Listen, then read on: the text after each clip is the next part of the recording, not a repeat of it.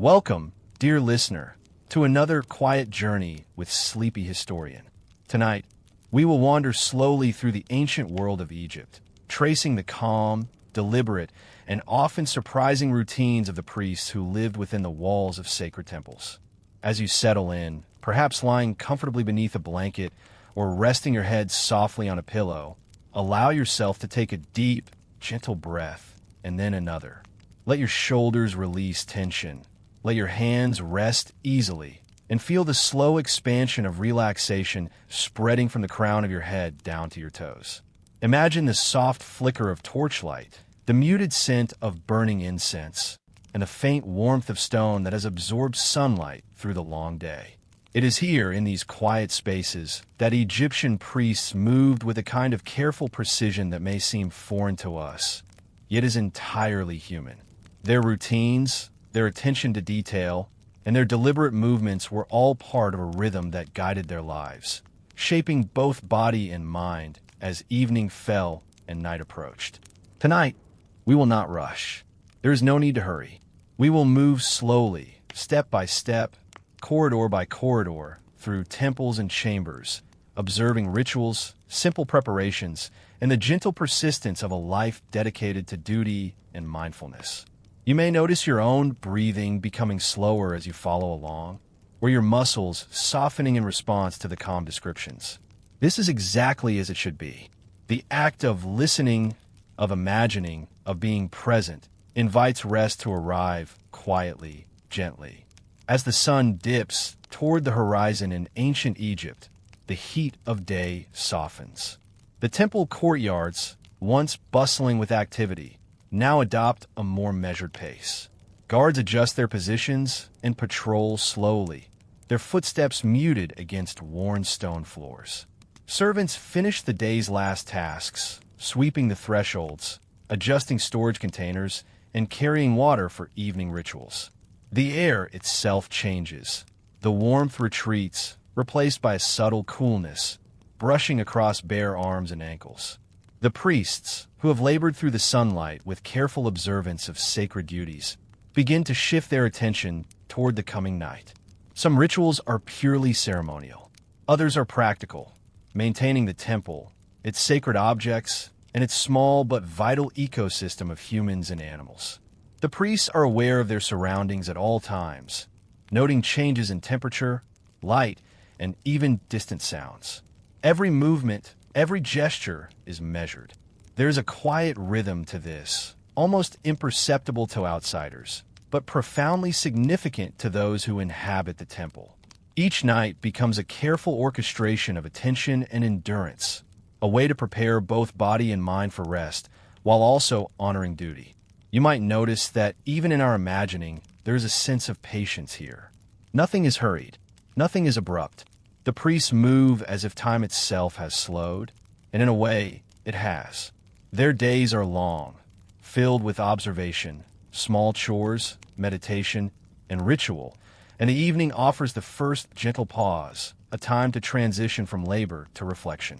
Imagine, if you will, the soft sound of sandals or bare feet gliding across stone, the faint rustle of linen robes, and the whisper of voices chanting quietly, almost blending into the night. Each sound is deliberate, unhurried, carrying with it a subtle sense of purpose. As you picture this, allow yourself to notice the details of the temple. The walls are tall and smooth, carved with intricate hieroglyphs and reliefs depicting gods, kings, and the rhythms of daily life. Sunlight, now fading, leaves a warm glow on the stones, highlighting imperfections, tiny crevices, and traces of centuries of hands passing over the surface. Each chamber, each corridor, has its own character and scent, a faint fragrance of oils, a lingering trace of incense, the earthy smell of sand and stone. These details are observed carefully by the priests, who move through the space with the quiet awareness of custodians of both sacred objects and enduring traditions. It is important to note that life in these temples, though calm and measured, is not without its demands. Priests often rise early, sometimes long before dawn, and maintain strict schedules of purification, study, and ritual. Nights are not merely a time of sleep, but a continuation of vigilance in quieter forms. Some priests may sit in contemplation for hours, tracing the path of stars or listening to distant sounds, alert to any disruption while practicing patience and calm endurance. Even so, the pace remains gentle, the motions deliberate, and the mind steady. Perhaps the most remarkable aspect of these routines is their consistency. Night after night, priests perform similar tasks, washing with care, anointing themselves with oils, arranging sacred objects, chanting softly, or observing the temple ground from towers and corridors. Every action is slow and precise, attended to with careful awareness. This repetition, though it may seem monotonous, serves both practical and spiritual purposes, grounding the priest in a rhythm that harmonizes body, mind, and environment. In imagining this, you may feel a subtle echo of calm in your own body, as if the very patience of the temple is transferring to you. As you continue to breathe slowly, notice the stillness that accompanies these evening routines. The outside world grows quiet as night approaches. Crickets may chirp softly, and the distant sound of the Nile may whisper faintly through the air.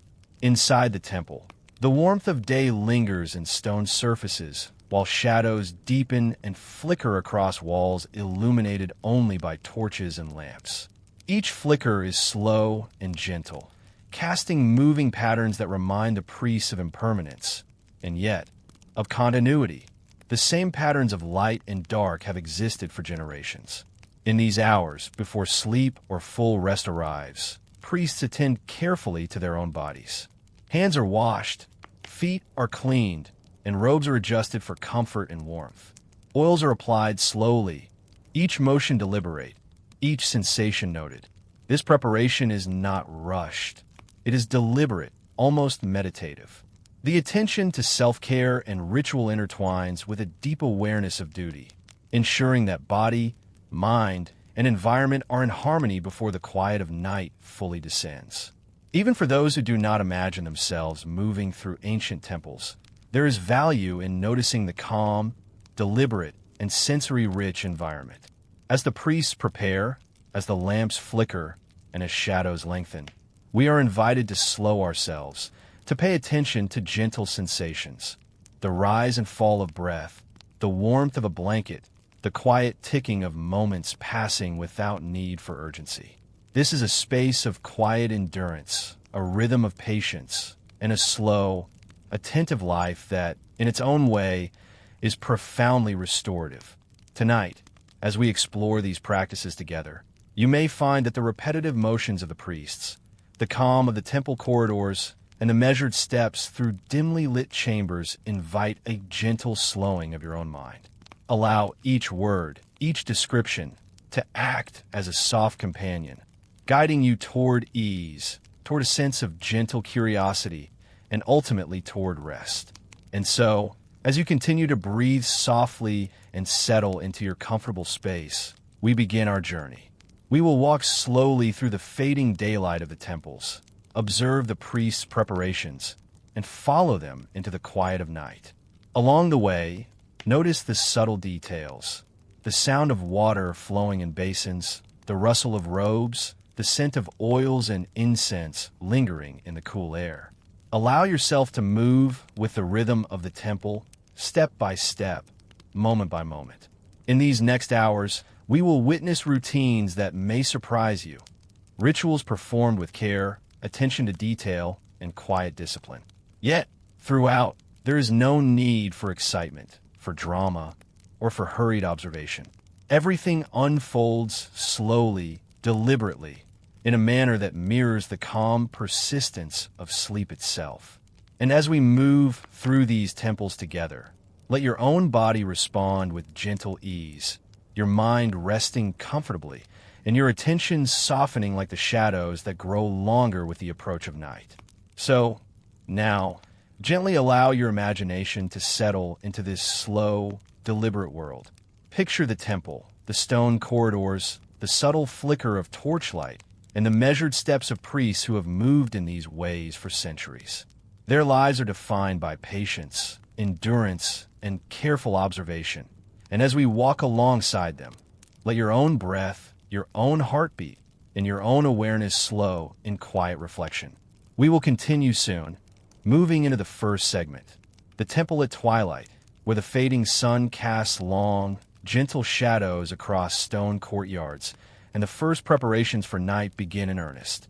Step by step, moment by moment, we will immerse ourselves in the measured, attentive world of the Egyptian priests and allow its calm rhythm to guide us toward rest. As the sun dipped gently toward the horizon, the courtyard of the temple began to change in subtle ways. The harsh brightness of midday softened into a warm, golden glow, spilling across the smooth stone surfaces. Every carved relief and every painted hieroglyph seemed to breathe in the fading light, the shadows stretching slowly across walls and columns. The air itself felt different, cooler now, carrying the faint scent of the Nile, mingled with the warmth of the sun-soaked stones that had absorbed heat all day.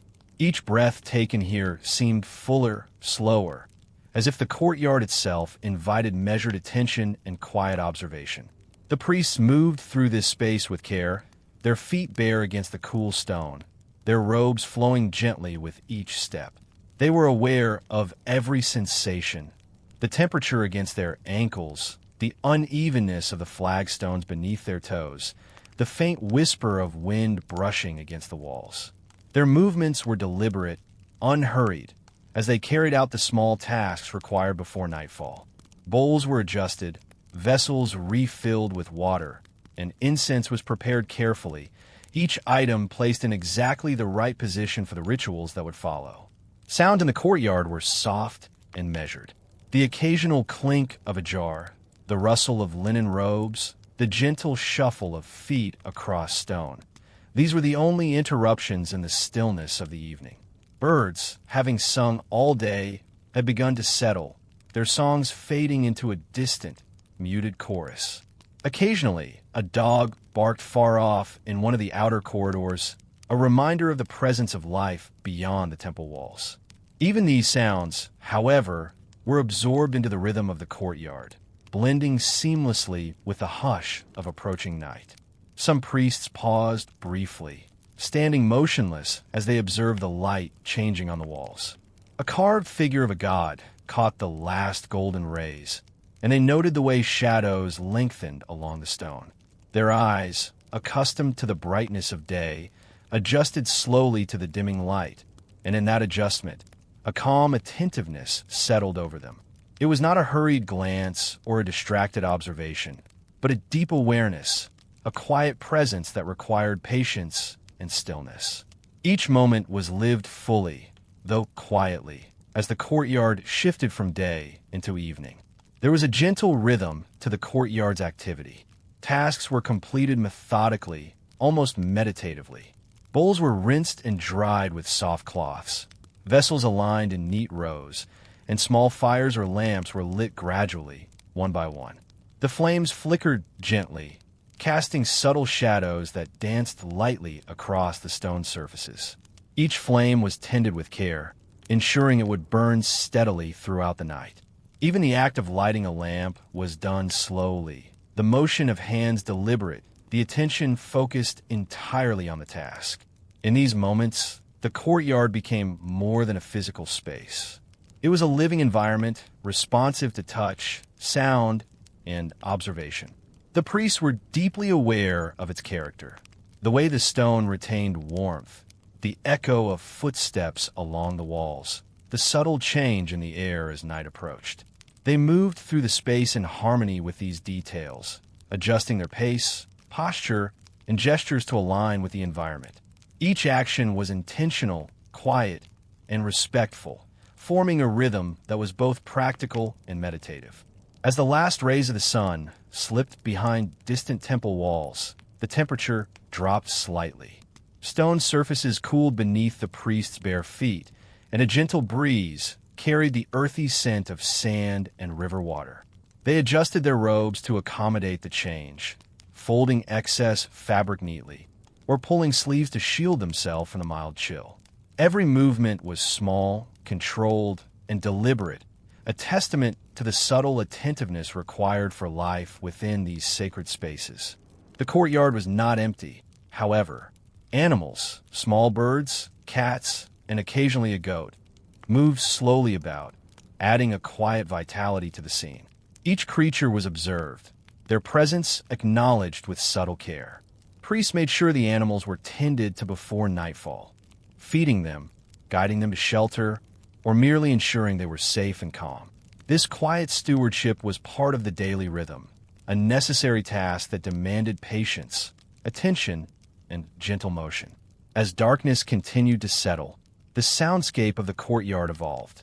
The clatter of midday activity had vanished, replaced by softer, more intimate noises. A distant drip of water from a fountain, the shuffle of a cat across the stone, the rustle of leaves stirred by a mild evening breeze. All these details became more noticeable in the absence of louder sounds. The priests listened, aware that night brought its own subtle changes and challenges. There was a quiet anticipation in the air, a sense that the rhythm of day was giving way to the measured, attentive pace of evening routines. Even in these quiet hours, the priests maintained an inner discipline. Their senses were alert, though not anxious. They observed light, temperature, sound, and movement with care, knowing that the success of evening rituals depended on preparation, patience, and presence. Each step, each gesture, each small action was part of a broader rhythm that had persisted for generations. And though the courtyard seemed calm, almost suspended in time, this careful attention to detail allowed life to continue smoothly, uninterrupted, and with a sense of calm endurance. By the time shadows grew long and the first lamps were lit along the outer walls, the courtyard had transformed entirely. The warm glow of sunset had given way to soft torchlight, casting gentle flickers across stone carvings and hieroglyphs.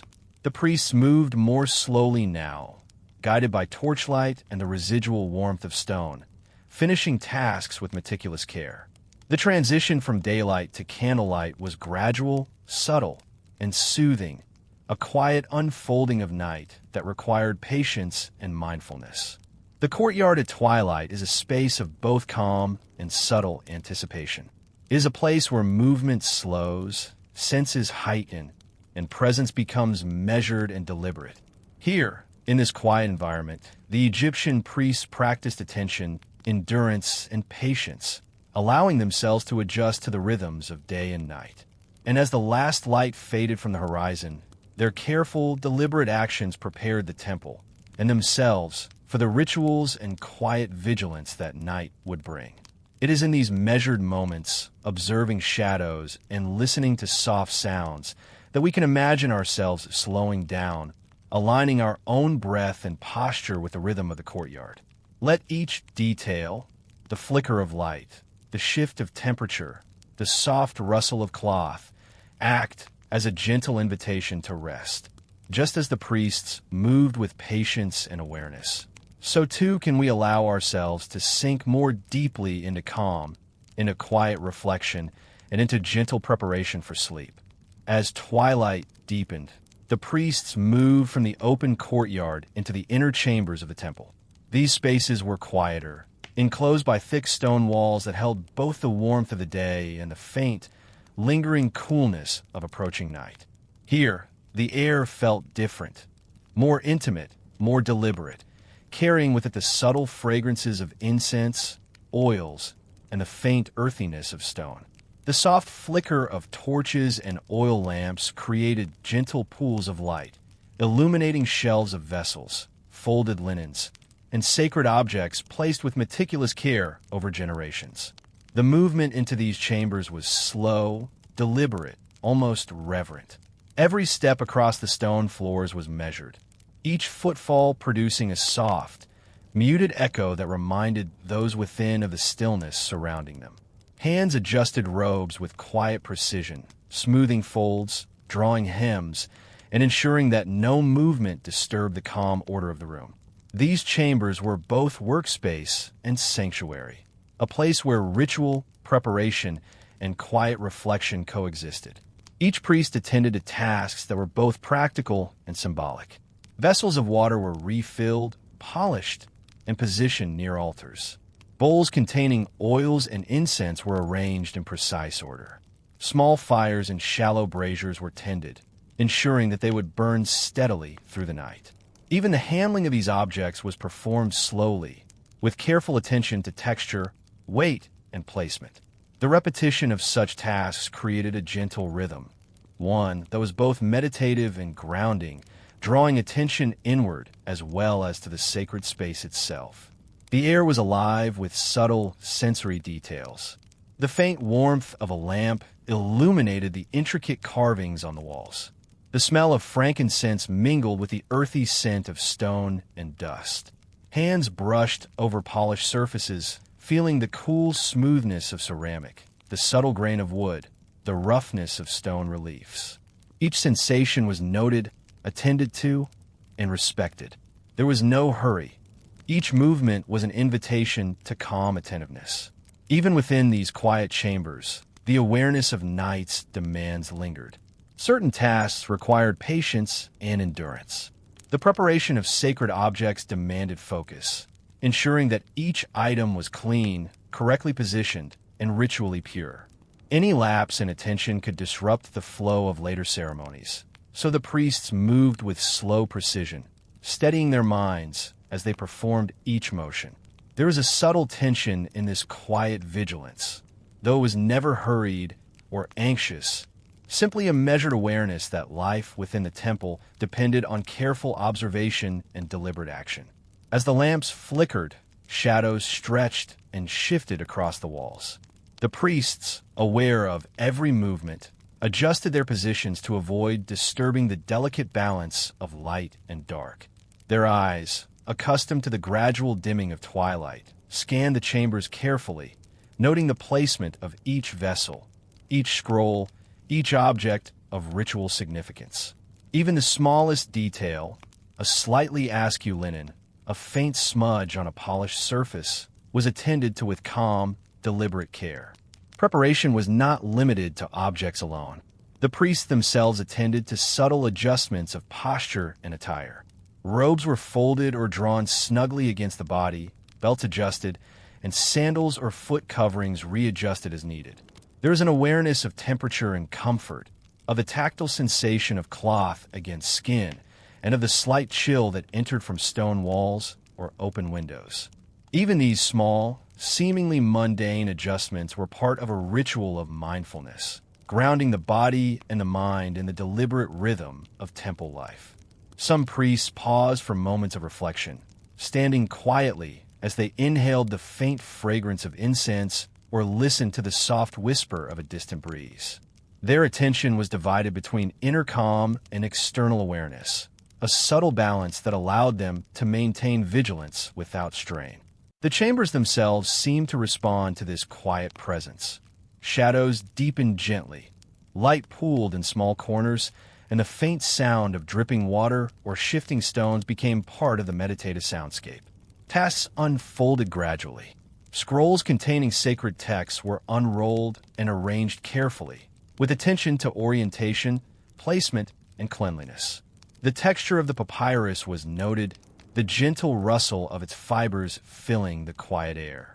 Priests read aloud softly, their voices low and measured, allowing the cadence of words to guide attention and breathing. Even the act of reading became a meditative practice, a slow, deliberate movement of lips, tongue, and breath in harmony with the rhythm of the temple night.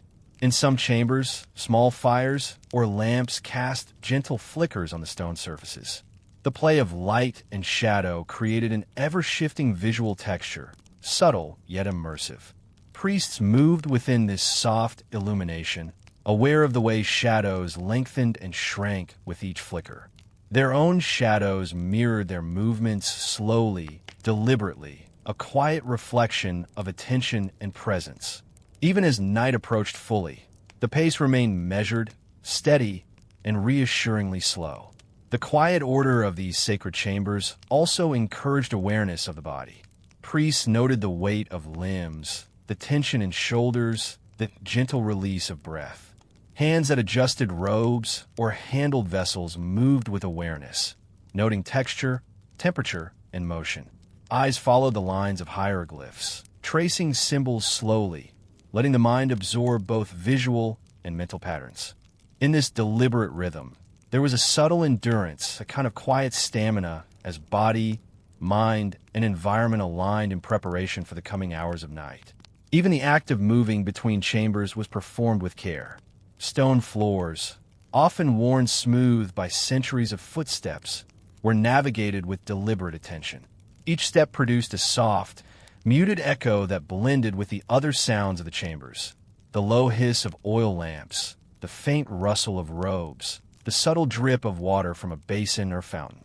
The priest's senses absorbed these details, maintaining an acute awareness of their surroundings while preserving calm and composure.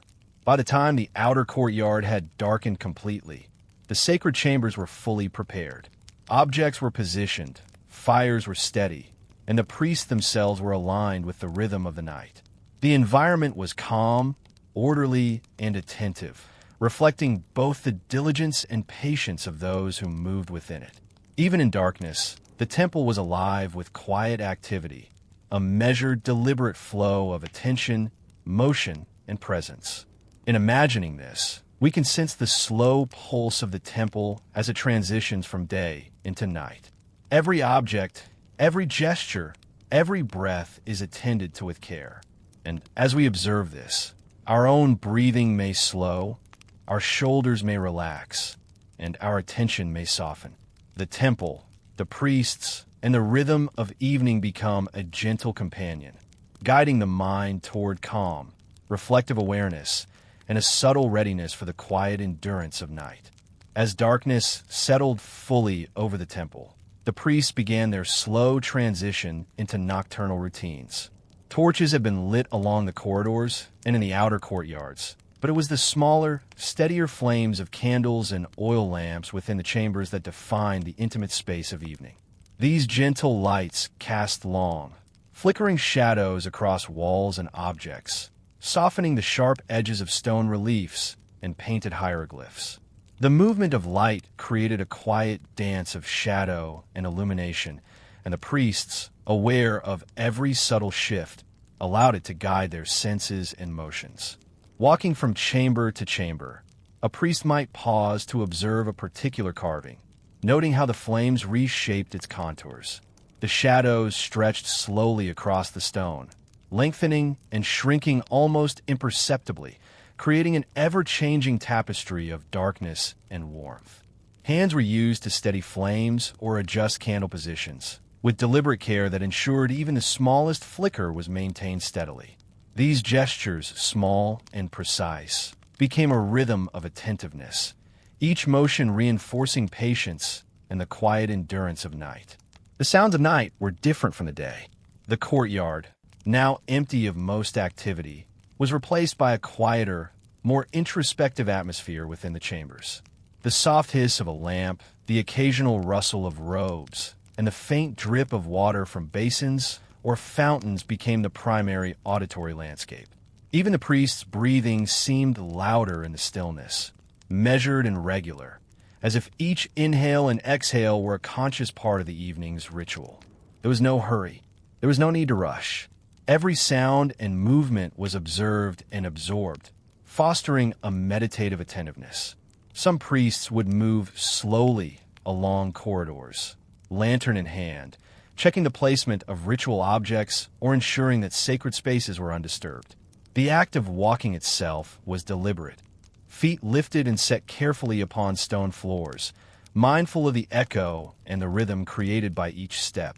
The environment demanded both care and patience, for the darkness could conceal minor obstacles, uneven stones, or delicate objects that required protection. Movement became a form of quiet observation, a slow, attentive interaction with space and light. In the inner chambers, candles were tended with particular care. A priest might crouch or kneel to steady a flame, adjusting the wick or trimming excess oil to maintain a steady glow. The act of tending light was a quiet meditation, requiring calm focus, gentle hands, and an awareness of the subtle changes in air movement or flame flicker. In these moments, time seemed suspended. The deliberate gestures extended each second, each motion, into a prolonged exercise of attention and endurance. Shadows moved along walls in gentle waves, stretching across reliefs and columns, softening carved figures and hieroglyphs into shapes that seemed almost alive in the gentle illumination. Priests observed these changes carefully, noting how light transformed surfaces, deepened lines, and created textures that were invisible during daylight. This quiet observation became part of the nocturnal rhythm, linking the mind to the sensory environment and grounding awareness in a slow, measured presence. The priest's own shadows mirrored their movements, stretching across walls and floors, bending around columns, and receding as they adjusted position. In the low light, even the smallest gestures became amplified, a hand moving to straighten a vessel, a foot shifting to adjust stance, a slight turn of the head to observe a sacred object. Each motion, subtle and unhurried, was part of a broader rhythm that permeated the temple, extending from the individual to the space itself. Some priests paused for reflective moments. They would stand or kneel, inhaling the soft fragrance of burning oils, listening to the gentle, muted sounds of night. Each breath was slow and deliberate, each exhale quiet. They might close their eyes for a few moments, allowing the rhythm of their own body to synchronize with the flicker of candlelight, the shifting shadows, and the gentle sounds of the temple at night. These moments were brief yet profound, a quiet meditation embedded within the night's routines. The interplay of light and shadow was not merely aesthetic. It served practical purposes as well. Small flickers of flame illuminated altars, vessels, and sacred texts just enough for careful handling. Shadows helped priests gauge the depth of carvings, the placement of objects, and the stability of surfaces. Each observation required a slow, patient eye, adjusting to the subtle variations of darkness and light. The careful attention to these details reinforced endurance, mindfulness, and steady presence, qualities that were central to life in the temple. Beyond the chambers, in the corridors and minor halls, other subtle movements continued. The faint shuffle of sandaled or bare feet, the gentle adjustment of draped robes, and the soft clink of small objects being moved or arranged filled the spaces with a calm rhythm. Even without words, these sounds contributed to a measured, reassuring atmosphere, a reminder of continuity, discipline, and the quiet attention that defined nocturnal life within the temple. It is also in these moments of dim light that the subtle sense of time passing becomes more pronounced. Seconds stretch, and minutes flow gently into one another. The priests, moving deliberately through their duties, experience this elongation of time intimately. It is a pace entirely unlike the rush of day, offering a form of endurance that is gentle, reflective, and restorative. As we imagine ourselves in these chambers, we may notice our own perception of time slowing, our attention softening, and our minds settling into the rhythm of measured observation. Some priests maintained vigilance near the most sacred spaces. Even in darkness, their attention remained steady, scanning shadows for any disturbance, adjusting candles to ensure sufficient illumination, and observing the stillness of objects with careful hands. This quiet attentiveness is subtle, not anxious. It is a gentle endurance, a persistent awareness that flows through the night alongside the flicker of flames and the shifting of shadows. In these hours, there is a quiet survival of attention and presence. Every movement, every breath, every glance is part of an ongoing rhythm, linking body, mind, and environment. The candles and shadows, though delicate and transient, are steady companions in this nocturnal world, guiding the senses, shaping perception, and reinforcing a gentle endurance. The temple itself feels alive with this attentive rhythm.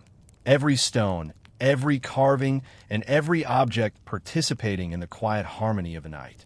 By the end of these hours, as the temple settles fully into darkness, The priests are aligned with the rhythm of nocturnal life. The chambers are orderly, objects carefully tended, flames steady, and attention quietly sustained.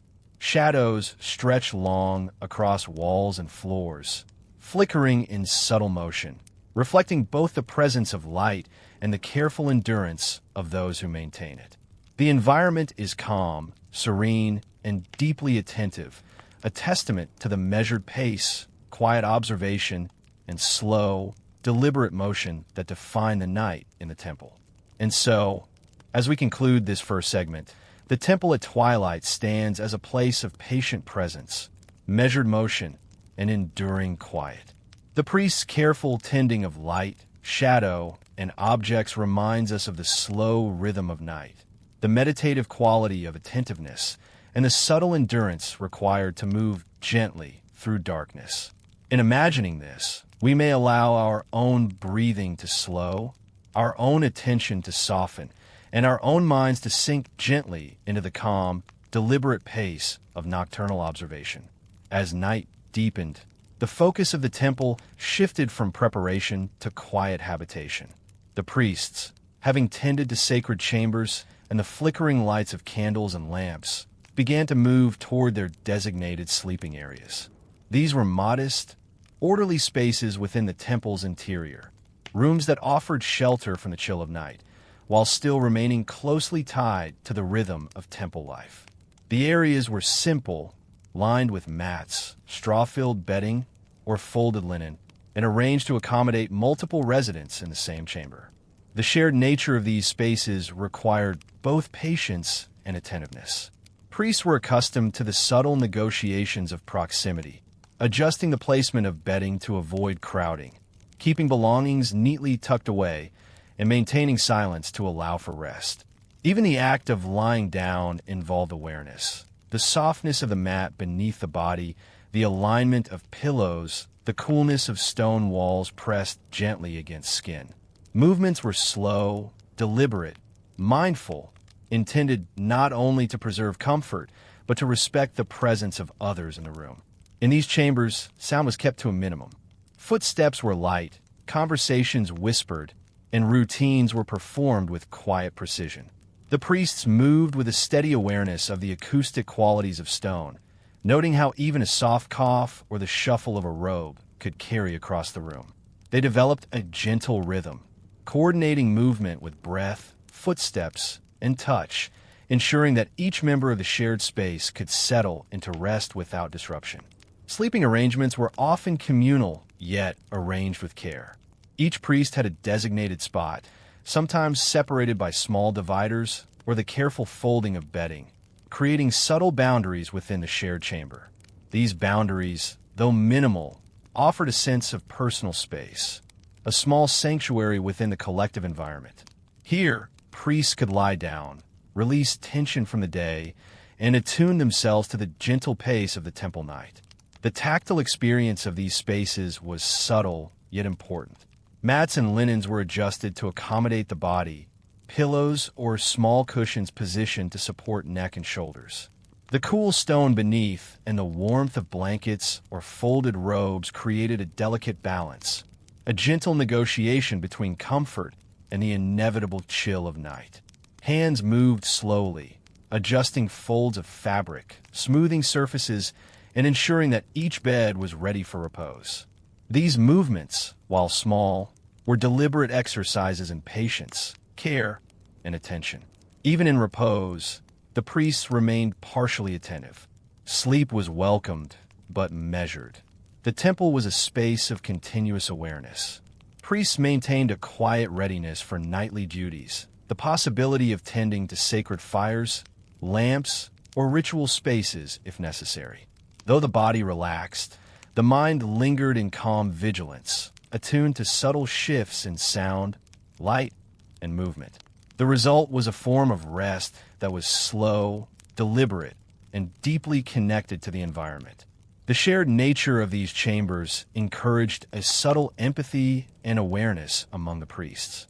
They observed the gentle rise and fall of breathing in companions, the careful positioning of limbs, and the quiet adjustments made to find comfort.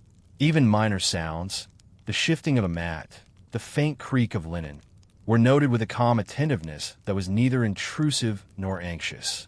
This quiet observation became part of the nocturnal rhythm, a gentle interplay of presence, patience, and awareness. Temperature played a quiet role in these arrangements. As night deepened, the coolness of stone and air prompted subtle adjustments, pulling robes closer, folding blankets, or shifting slightly to preserve warmth. These motions were slow and considered, performed without hurry and often in silence. The balance of warmth and coolness was managed through gentle attention, patience, and an understanding of the physical environment. In addition to beds and mats, small personal items were organized with care. Bowls for water, simple lamps or torches, and ritual objects sometimes accompanied a priest into the sleeping chamber.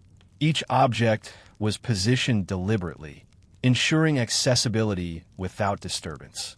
The handling of these items reinforced a calm rhythm, a steadying presence that supported both practical needs and quiet reflection.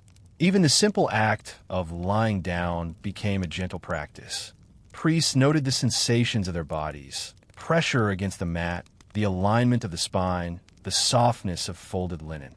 Breathing slowed naturally, in harmony with the stillness of the chamber. Attention to posture and comfort was intertwined with awareness of others, creating a rhythm of movement and stillness that flowed through the night. These shared spaces also supported subtle, nocturnal routines. A priest might rise briefly to tend a lamp, refill water, or adjust an object, performing each action slowly and deliberately, careful to preserve the calm of the room. Movement was minimal, intentional, and mindful, reinforcing the continuity of attention that defined life within the temple. Even small gestures contributed to a sustained rhythm of quiet presence, connecting body, mind, and environment. In imagining these moments, one can sense the temple at night as a space of measured endurance, gentle observation, and collective care.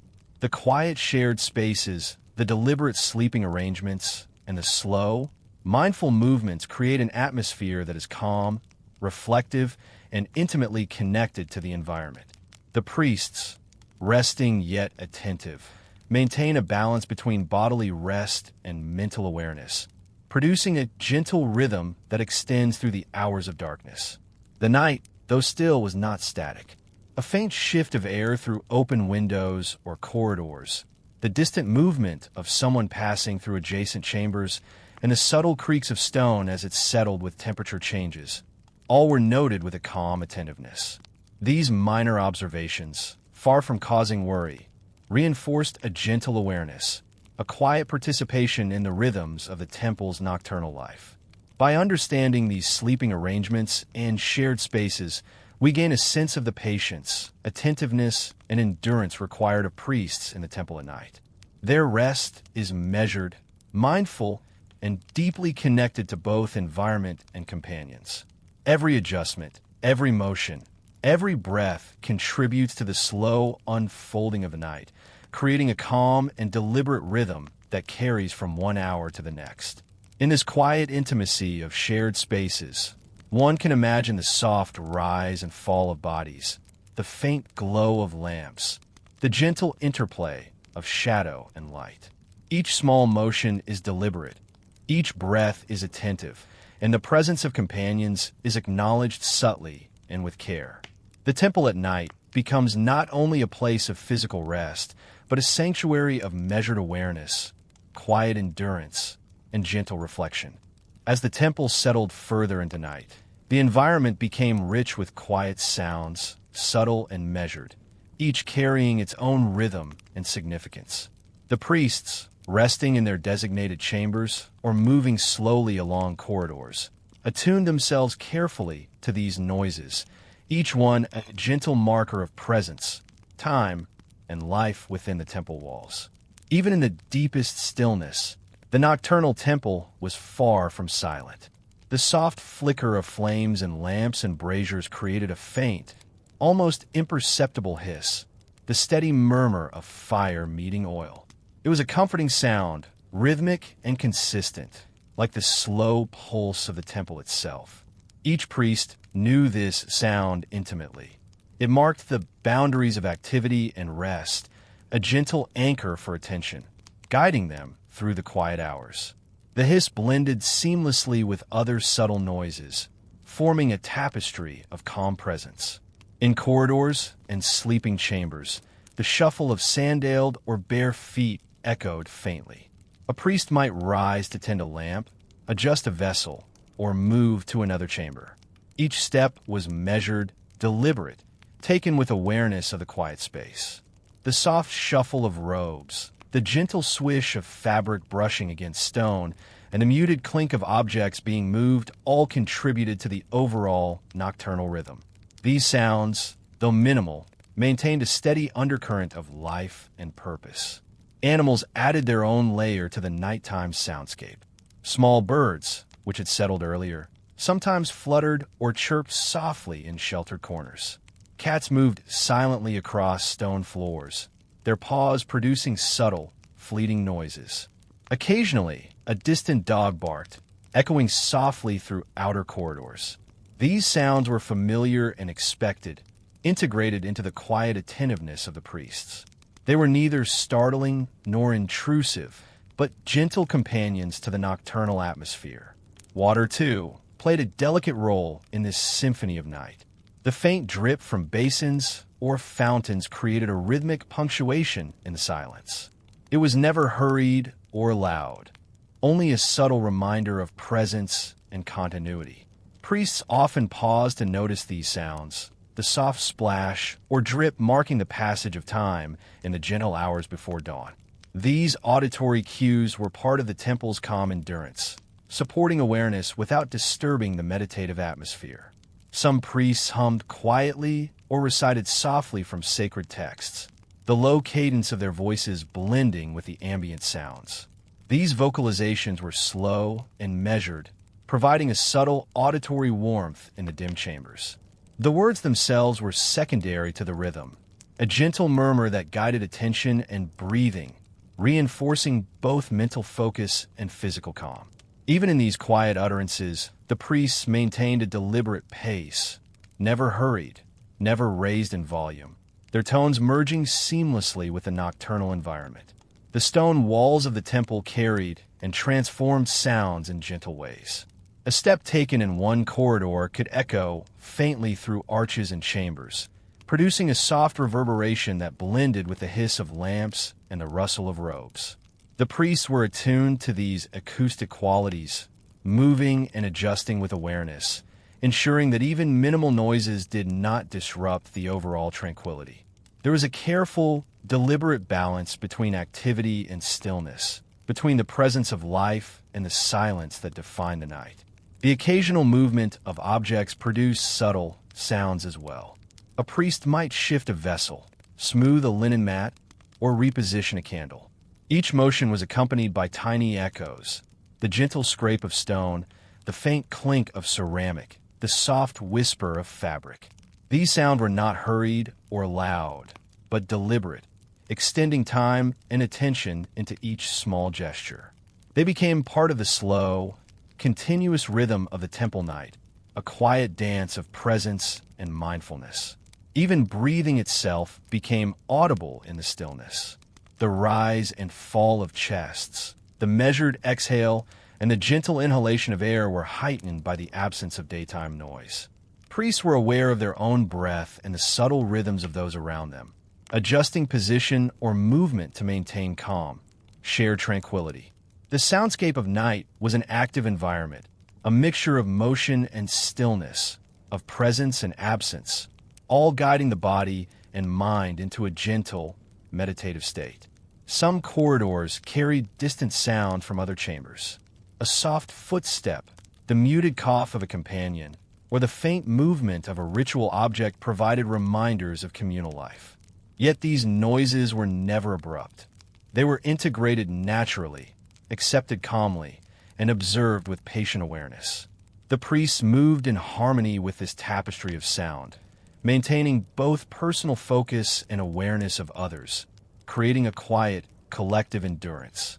Subtle environmental sounds also contributed to the nocturnal ambience. A mild breeze drifting through open windows stirred leaves outside, causing a faint rustle. The stone itself shifted slightly as it cooled, producing low, almost imperceptible creaks. Even these minute phenomena were noticed, acknowledged, and incorporated into the rhythm of awareness. The temple night was alive in quiet, patient ways, each small sound reinforcing presence, attention, and gentle vigilance. For the priests, listening became a form of meditation. Attention to sound was not passive. It was active, deliberate, and sustained. Each hiss of flame, each drip of water, each whisper of robe or movement became a marker of time, environment, and life within the temple. Listening itself was a practice of endurance and mindfulness, a way to inhabit the night fully while remaining attuned to subtle shifts in environment and presence. The combined effect of these sounds, the hiss of lamps, the shuffle of feet, the soft utterances, the distant drip of water, and the faint rustle of animals, was a gentle, continuous rhythm. It was a rhythm that supported both attention and rest, allowing the priest to remain aware yet calm, alert yet peaceful. The temple's nocturnal soundscape was an intimate companion, guiding each moment with subtlety and care, reinforcing the measured pace of life that extended through darkness. As hours passed and the night deepened further, the priest's attention to sound shifted naturally toward a more reflective, meditative state. Movements became even slower, breath deeper and quieter, and the interplay of noise and stillness offered a gentle anchor for consciousness. The temple, alive with subdued and attentive sounds, became a vessel for calm endurance, a space where awareness and rest coexisted in a subtle, continuous harmony. By acknowledging and attending to these nocturnal sounds, we gain insight into the measured patience, gentle awareness, and quiet endurance of the priest's nightly routines. Each sound, whether natural, human, or environmental, was absorbed with calm attentiveness, forming a slow, immersive rhythm. The night within the temple was alive, not with loud activity, but with careful, deliberate presence. And in imagining this, we may sense our own attention softening, our breath slowing, and our minds settling gently into the rhythm of a calm, reflective night. Even within the calm and measured rhythm of the temple night, there were quiet challenges that required patience, attentiveness, and endurance. Illness, injury, and the weariness of long hours were never loud or dramatic, but they were present, subtly shaping the lives of those who inhabited the sacred space. The priests, attuned to both their own bodies and the needs of others, navigated these difficulties with slow, deliberate care, integrating attention, care, and reflection into their nightly routines. In the confined, shared sleeping chambers, a priest might stir from discomfort, a dull ache, the stiffness of joints, or the lingering weight of fatigue. These sensations were noted quietly, acknowledged gently, and managed without urgency. Adjustments were slow, shifting a mat, folding a blanket for added cushioning, or repositioning a pillow to relieve pressure. Every movement was deliberate, performed with mindfulness of both the body and the quiet presence of others. Illness presented itself in subtle ways. A gentle cough, the occasional murmur of discomfort, or a slight tremor in the hand could indicate a body that required attention. Priests developed an acute awareness of these signs, observing both themselves and companions with calm attentiveness. Care might be administered quietly, a cup of water set nearby, a blanket adjusted, or a gentle touch to steady a companion. Actions were never abrupt. They were measured, soothing, and deliberately paced to maintain calm and comfort. Some nights brought extended periods of discomfort or pain. The dull throbbing of an injury or the slow progression of fatigue could stretch long hours into a test of patience and endurance. Priests adapted, reclining in supportive positions, shifting weight gradually, and breathing slowly to release tension. Even these difficult hours were framed with quiet observation and gentle mindfulness, emphasizing endurance over agitation, attention over alarm.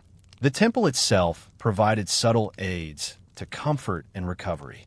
Stone walls radiated the faint warmth absorbed during the day, and the thick curtains or mats offered insulation against nighttime chills. Water, stored in simple vessels, was available for hydration or to refresh a fevered hand. Every environmental detail, the softness of linen, the warmth of a blanket, the position of a lamp, was considered carefully, forming a network of subtle support for both minor ailments and the slow march of fatigue through the night. Attention to others' well-being was similarly quiet. A priest noticing a companion's discomfort might move slowly to offer a small adjustment, a reposition mat, a hand on a shoulder to steady balance, or a whispered question to gauge need. These gestures were small, deliberate, and performed with care, preserving the calm and measured pace of the chamber. Even the simplest act of observation, listening for uneven breathing or noticing a shiver, was part of the night's attentive rhythm. Injury, though less common, required a similar quiet vigilance. A minor cut or abrasion was cleaned and bandaged with careful attention, using materials readily available in the temple. Movements were slow, deliberate, and guided by both practical necessity and meditative patience. Even routine maintenance of the body was conducted with awareness, balancing careful care with minimal disturbance to others and sustaining the deliberate pace of nocturnal life. Fatigue accumulated quietly, often unnoticed until the body signaled with stiffness, restlessness, or a subtle slowing of movements. Priests developed strategies to cope, alternating between periods of rest, gentle movement, and meditative attention. They might shift position on mats, massage tense muscles with slow, deliberate strokes, or inhale and exhale in extended cycles to relax body and mind. These methods were not hurried. They were deliberate, sustained, and gentle, extending both awareness and endurance through long hours. The long nights demanded a rhythm of quiet observation, both inward and outward. Priests attuned themselves to subtle shifts in the environment. The faint cooling of stone, the distant movement of wind through corridors, or the soft crackle of a dying lamp flame. These signals were observed calmly, integrated into the mental map of the temple night, and incorporated into routines of vigilance, rest, and care. The night, though challenging at times, was navigated with a measured endurance that reinforced patience, attentiveness, and reflective presence. Even in moments of discomfort, the rhythm of the temple remained steady. Small tasks were completed slowly, deliberately, with attention to both body and environment. A priest might adjust a blanket, tend a lamp, or rearrange a mat, using these gestures to both care for self and sustain continuity within the chamber. Movement was never hurried. Every gesture was an opportunity for mindful endurance, reinforcing the temple's calm, nocturnal tempo. The awareness of mortality and fragility was present, though never dramatized. Illness or fatigue could subtly remind a priest of the body's limitations, yet it was observed with quiet acceptance rather than alarm. Some did not awaken fully refreshed, and occasionally, a night ended with a body that remained still longer than others. Within the temple's calm framework, these realities were acknowledged softly, integrated into the rhythm of care and observation, and observed with measured attentiveness. Even minor ailments influenced social dynamics in subtle ways. Companions adjusted sleeping arrangements, shifted movements to reduce disturbance, and offered quiet reassurances. The collective mindfulness of the chamber created an environment of endurance and support, where illness and fatigue were met with gentle attention and deliberate, unhurried actions. Through these rhythms, both individuals and the group maintained a slow, steady balance throughout the long hours of night. Time itself seemed extended in these moments. The slow passage of hours was marked less by clock or sun than by subtle sensory cues. The gradual dimming or strengthening of lamp flames, the change in ambient temperature, or the soft cadence of breath from sleeping companions. The priests measured time in relation to sensation, endurance, and awareness, letting the hours unfold in a continuous rhythm that was both reflective and restorative. By the end of the night, the accumulation of small attentions, care for the self, care for others, quiet observation, and deliberate endurance, had formed a steady continuity.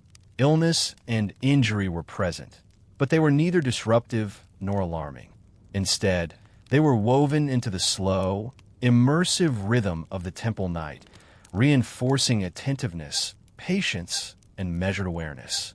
The priest's careful management of body, environment, and companions ensured that the night passed with gentle endurance, a steady passage from darkness toward the first hints of dawn. In reflecting upon this part of temple life, we can imagine a space where quiet care and deliberate attention define nocturnal existence. Each sound, gesture, and observation contributes to a rhythm of endurance and presence. Even when faced with discomfort or minor ailments, the pace remains slow, measured, and reflective. This understanding invites a sense of calm awareness, a gentle slowing of the mind, and a softening of attention, much like the rhythm of life itself within the temple walls. As the temple and its inner chambers settled into the slow rhythm of night, the attention of a different group of inhabitants shifted to the walls, ramparts, and outer perimeters. The guards, tasked with maintaining watch over the sacred precinct, moved at a pace that was deliberate, steady, and quietly alert. Their presence was never loud or intrusive, but it was constant, forming a subtle layer of endurance and vigilance that stretched through the hours of darkness. The walls themselves were solid and cool beneath the hands, textured with stone worn smooth by centuries of touch. Footsteps echoed softly on the parapets, measured and intentional, each movement producing a sound carefully attuned to the environment. Guards were aware that their own movements carried through the night, and so each step, each adjustment of equipment, was performed with restraint, preserving the calm of the temple while sustaining vigilance. Lanterns were positioned at intervals along the walls, their steady flames offering pools of gentle light that extended across stone and battlement. Guards adjusted them carefully, ensuring that shadows were not so deep as to conceal potential disturbance, but never so bright as to break the tranquility of night. These flames flickered softly, casting long, measured shadows, and creating an environment where both light and darkness played subtle roles in perception and awareness. The work of a guard at night was slow and observant. Eyes scanned the perimeter, noting subtle changes in light, movement, or sound. The cool night air pressed against the skin, and the occasional wind rustled fabric or hair, producing quiet cues that required measured attention. Each observation was deliberate, a pause to listen, a slow turn of the head, a hand resting lightly on a railing or weapon. This was not the hurried alertness of crisis. It was the steady endurance of attentiveness, a calm, continuous presence in the rhythm of the night. From their vantage points on the walls, guards could perceive the courtyard below, the distant city, and the far edges of temple grounds. Shadows stretched and merged, revealing or concealing forms as the lamps and moonlight shifted imperceptibly. Movement, sound, and the subtle interplay of light demanded awareness without haste. Guards trained their attention to notice faint irregularities, a rustle of fabric, the shift of a figure, or the glint of light on metal, while maintaining calm breathing, deliberate motion, and steady focus. The armor and equipment of a guard added weight and subtle resistance to motion. Even minor adjustments required careful movement. The strap of a sword, the shift of a belt, the balance of sandals on uneven stone.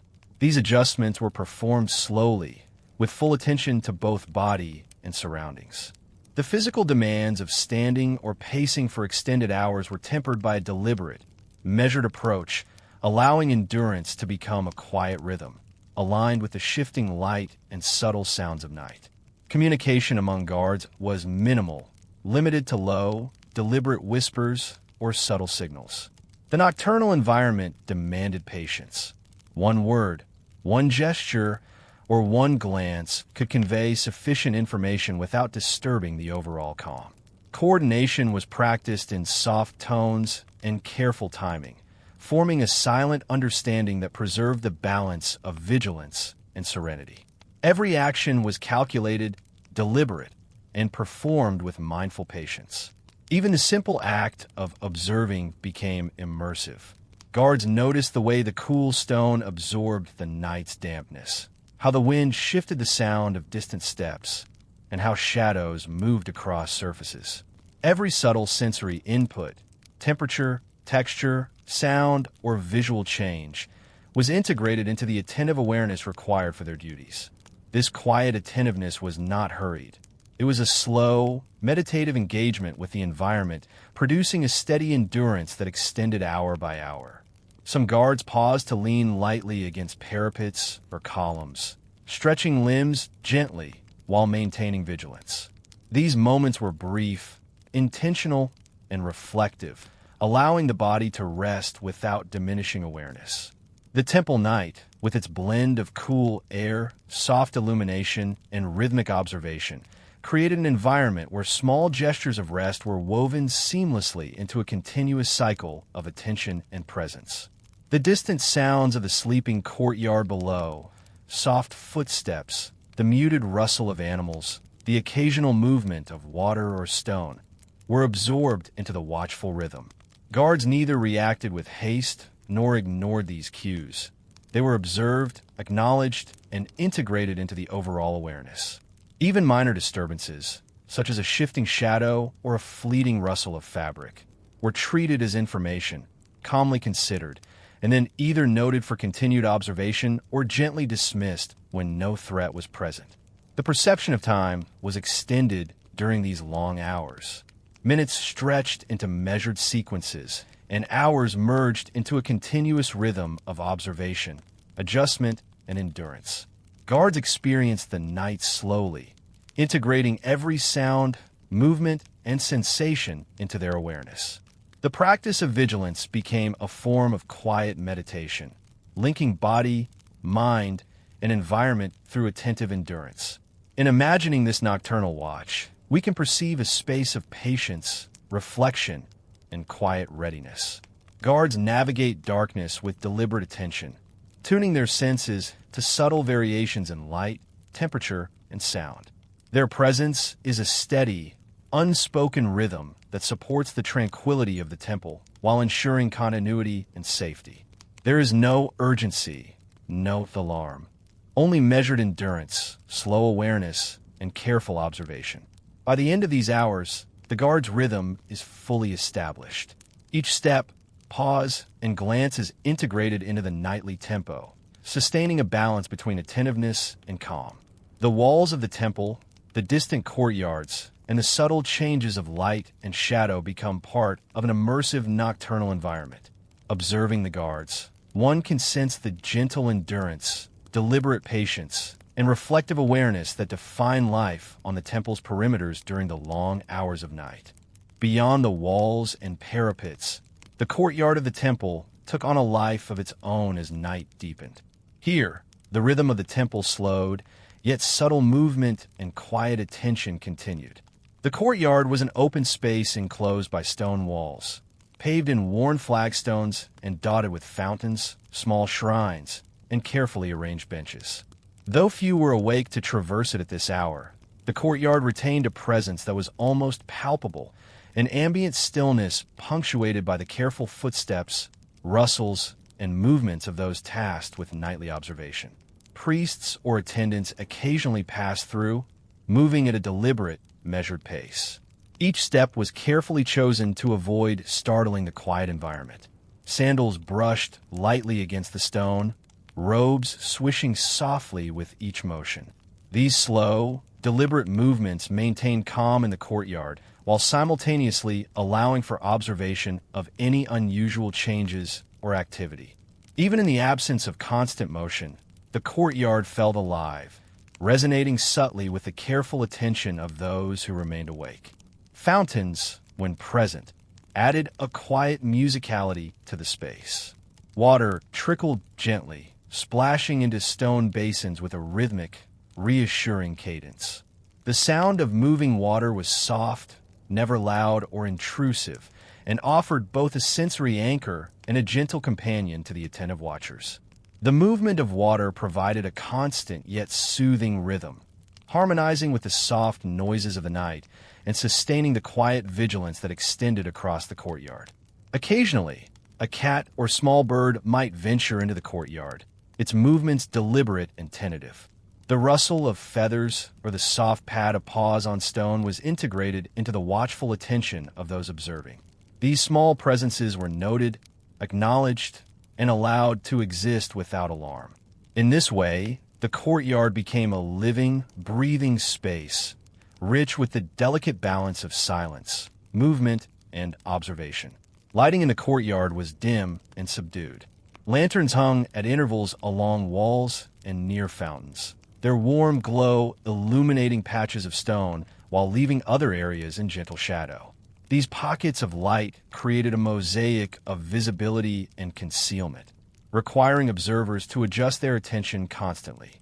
Shadows shifted with the flame, moving slowly across walls and ground, forming shapes that required careful observation without eliciting sudden reaction. This interplay of light and darkness encouraged measured focus and slow, reflective presence. The courtyard also served as a place of quiet endurance for those who had been awake for extended hours. A priest or guard might pause on a stone bench, leaning back slightly, hands resting gently on knees, while maintaining awareness of the surrounding space.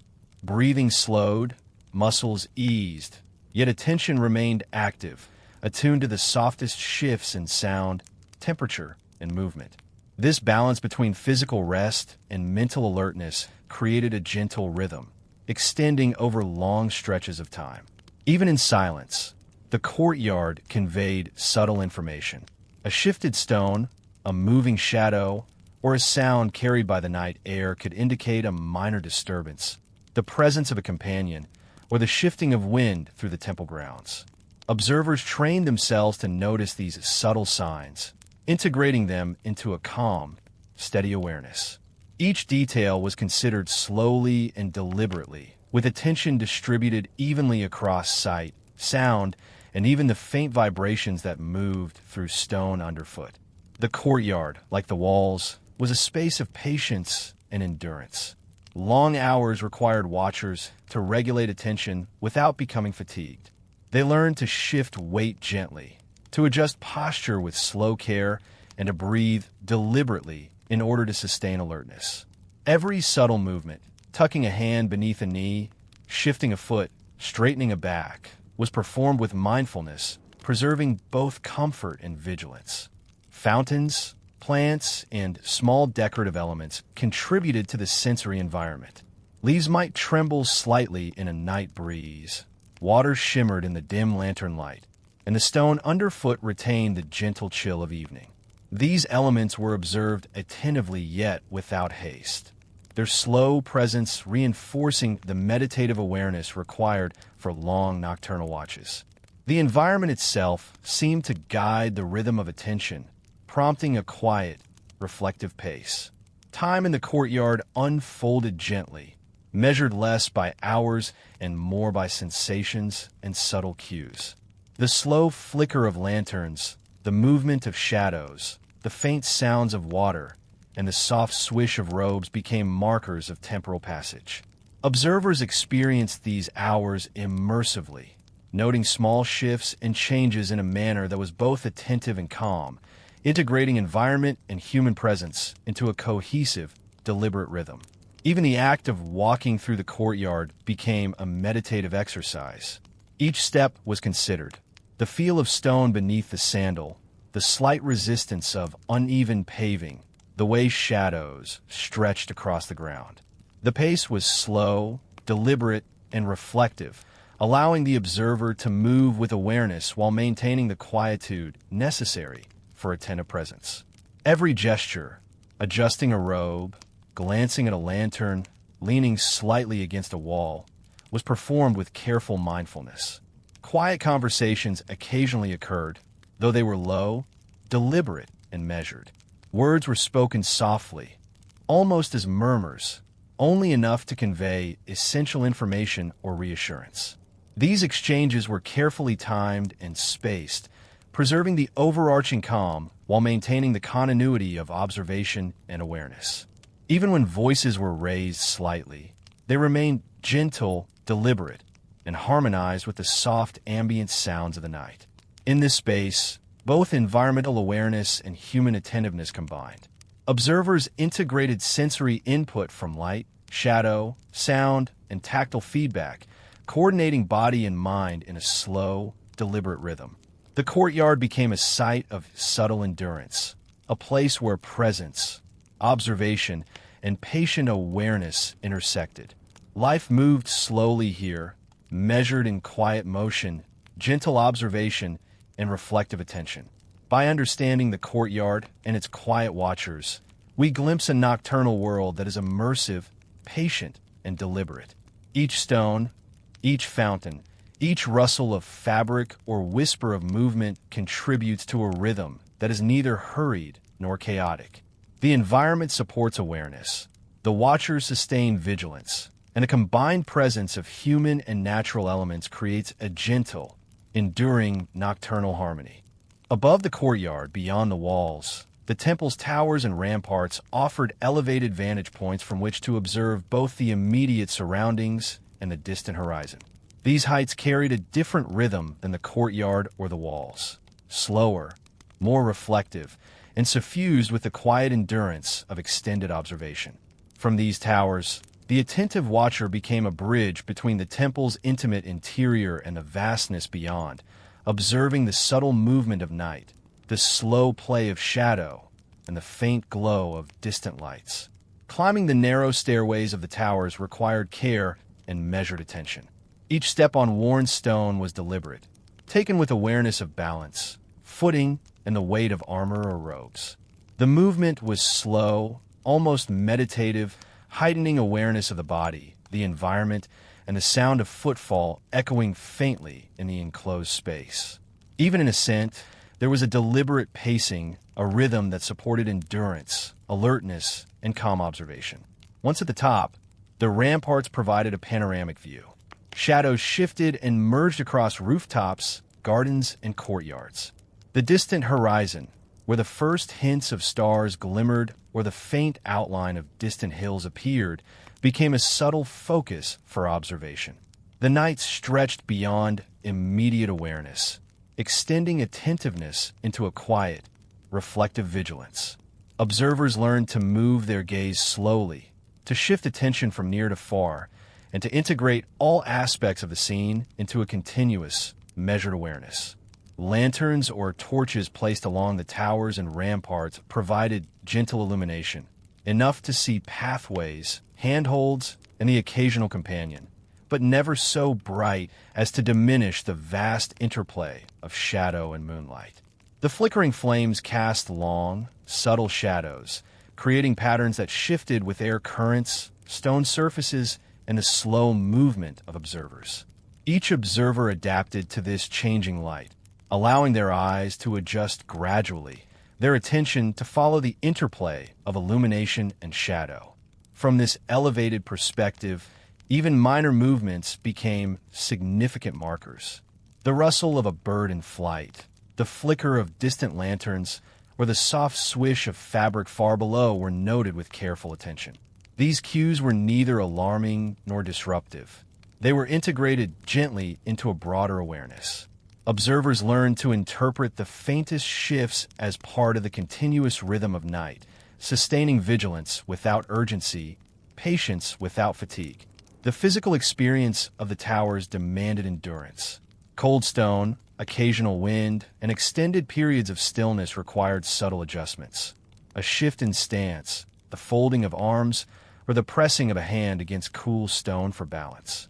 Each gesture was deliberate, slowing time and creating a steady rhythm in body and mind. Breathing became a tool for endurance, measured and consistent, harmonizing internal attention with external observation. Communication from these heights was minimal and subtle. A low whistle, the movement of a lantern, where the simple gesture of a hand conveyed information across distances without disturbing the calm. The far-off watch required coordination with other points, including walls, courtyards, and inner chambers, but these signals were quiet and deliberate, reinforcing the overarching rhythm of attentiveness rather than creating disturbance. Time passed with a quiet elasticity. Observers experienced hours in terms of subtle shifts, the gradual dimming or brightening of distant lights, the slow movement of clouds across the moon, or the faint change in temperature against exposed skin. Each sensation, each visual cue, and each sound became a temporal marker, extending the mind into a reflective awareness that was immersive yet restful. From the ramparts, the connection between the temple and the surrounding landscape was apparent, though distant. Shadows stretched across fields, the occasional movement of animals or figures was noted from afar, and the subtle sounds carried upward, faint wind, rustling leaves, or the muted call of a bird. These cues required careful attention without haste, reinforcing both the observer's patience and the meditative rhythm of the night. The observer's awareness extended not only horizontally across the landscape, but also inward, reflecting on their own body, breath, and the gentle cadence of movements. The combination of height, stillness, and continuous observation fostered a reflective state where endurance, awareness, and subtle vigilance were intertwined. Each action, from adjusting a cloak to leaning lightly against stone, contributed to a slow, sustained rhythm that harmonized physical presence with mental attentiveness. Some towers also provided vantage points over more distant reaches of the temple complex, secondary courtyards, storage areas, or additional walls. These spaces, though largely empty at night, were observed with gentle attention. Subtle shifts, an unexpected shadow, a faint sound of movement, or a glimmer of moonlight on stone were carefully integrated into the observer's awareness. This attentiveness was slow, deliberate, and continuous, forming a quiet meditation on both environment and endurance. The towers, like the walls and courtyards, reflected the patient coexistence of observation and stillness. Observers balanced the need for vigilance with the gentle rhythm of night, moving deliberately, breathing steadily, and integrating each minor cue into a coherent awareness. Even the sensation of cold stone, the faint draft of wind, or the shift in air pressure was noticed, acknowledged, and harmonized into the extended rhythm of the night watch. The far-off watch, viewed from these heights, demanded both patience and subtle alertness. Observers learned to notice the smallest disturbances without reacting hastily, to shift attention from near to far in measured sequences, and to maintain calm endurance throughout the long hours. The night itself seemed to stretch and unfold slowly, each moment containing both reflection and subtle activity. By the end of these hours, the ramparts and towers were suffused with a gentle rhythm of presence. Observers, guards, and watchers became part of the nocturnal environment, moving slowly, seeing carefully, and enduring attentively. Shadows, light, and subtle motion combined to create a calm, immersive environment where vigilance and reflection intertwined seamlessly. The long hours of night were not hurried, not tense, but deliberate, measured, and quietly enduring, a reflection of the continuous presence that defined life atop the temple walls. As the first hints of light stretched across the temple grounds, the night began to yield to dawn. The transition was quiet and measured, a slow unfolding rather than a sudden change. The eastern sky lightened imperceptibly at first, pale and soft, a delicate wash over the horizon. Within the temple, this gentle illumination seeped into chambers and corridors, stirring priests from their nocturnal rhythms with a calm insistence, urging them to move with the same slow, deliberate attentiveness that had defined their night. The air shifted subtly, cooler shadows giving way to the faint warmth of early sunlight. Breathing became easier, each inhalation carrying a faint scent of stone warmed by the emerging day, water from nearby fountains, and the quiet fragrance of incense lingering from evening rituals. The temple was not yet bustling, but the soft hum of awakening life was present. A distant footstep, the subtle rustle of robes, or the gentle movement of animals within grounds. Every sound, every scent, every change in illumination was observed carefully, noted in the slow, reflective awareness that continued from night into morning. Priests began their initial preparations quietly. Mats were folded with measured care, blankets rearranged, and simple stretching motions were performed to ease stiffness accumulated through long hours of nocturnal vigilance. Limbs were extended gently, back and shoulders eased with deliberate rotations, and breathing was synchronized with movement to maintain calm and steady energy. Even these small acts were performed slowly, allowing the body to reorient itself to the changing environment without hurry, aligning internal rhythm with the gradual illumination of day. Water from basins was used to wash faces and hands, a ritual both practical and meditative. The sensation of cool water against the skin was grounding, drawing attention inward while reinforcing presence in the emerging day. Priests moved deliberately between basins, adjusting the flow of water, noticing the subtle reflections cast by early light, and integrating these sensory cues into a calm, immersive experience.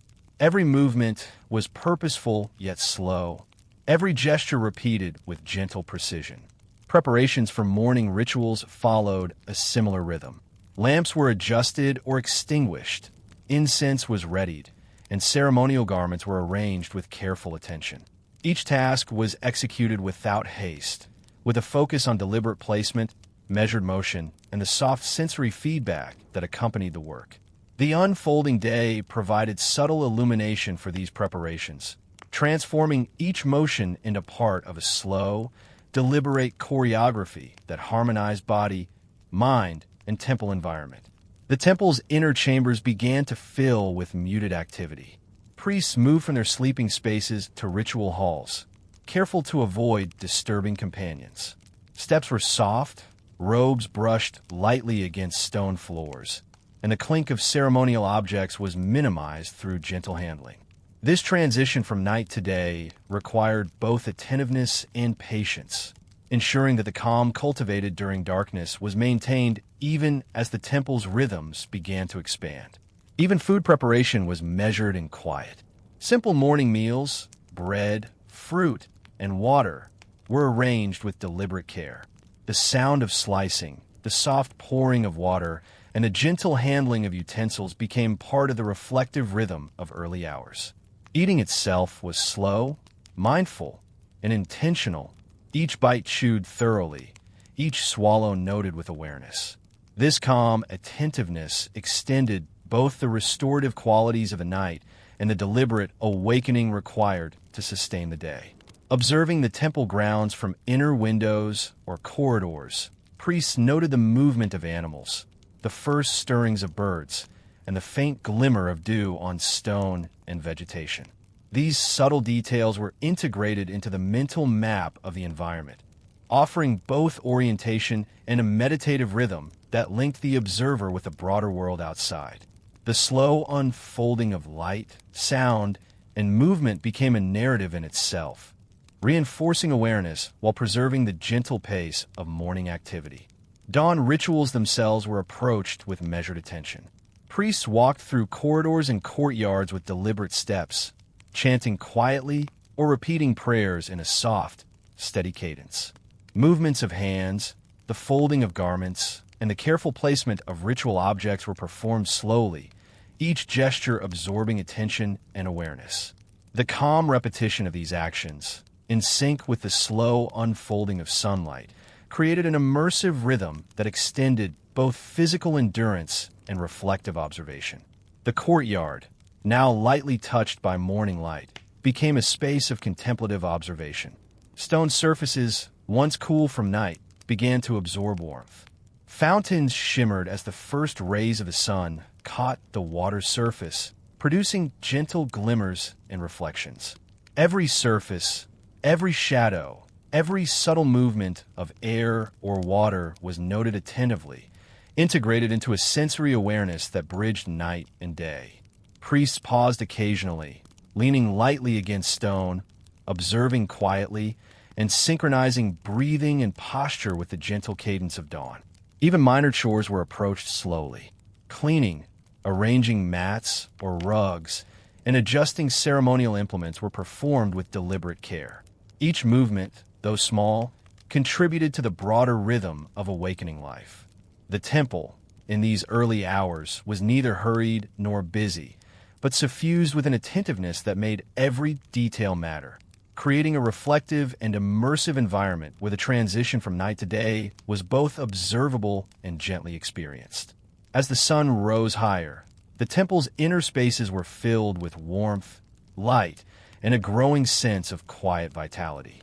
Observers moved with a reflective awareness, integrating the sensations of warmth, sound, and visual detail into their internal experience. Even as activity increased slightly, the slow, deliberate rhythm established during the night continued, allowing endurance, mindfulness, and presence to extend seamlessly into the day. By the end of this first stage of dawn, the temple had shifted fully into the rhythm of early morning. Preparations for further rituals, daily duties, and tasks of observation were underway, all conducted with careful attention and slow, measured motion. The awakening world outside was observed through the lens of calm endurance, attentive observation, and reflective awareness, sustaining the quiet, immersive tempo that defined temple life. With the gentle arrival of morning firmly established, the temple moved into its next rhythm, the slow, deliberate conduct of early chores and quiet survival. Life here was measured, attentive, and deeply immersed in routine.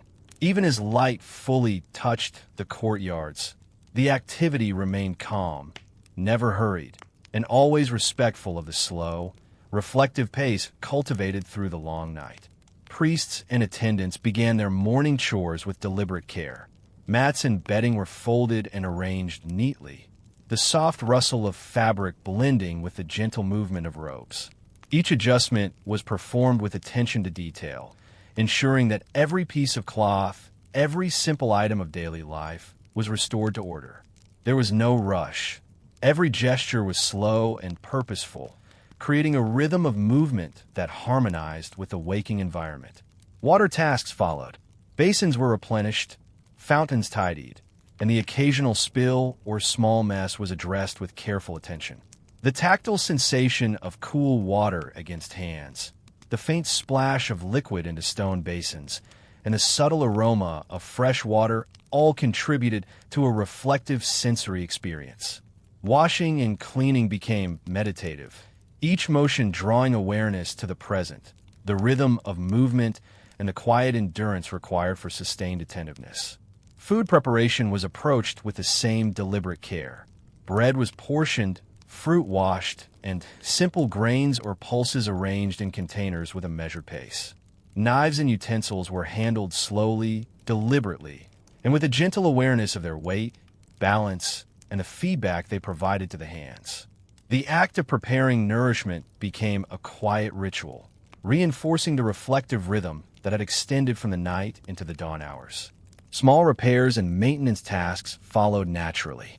Stone steps were inspected for loose fragments, wooden railings were checked, and minor adjustments to doors, shutters, or furniture were performed slowly and deliberately.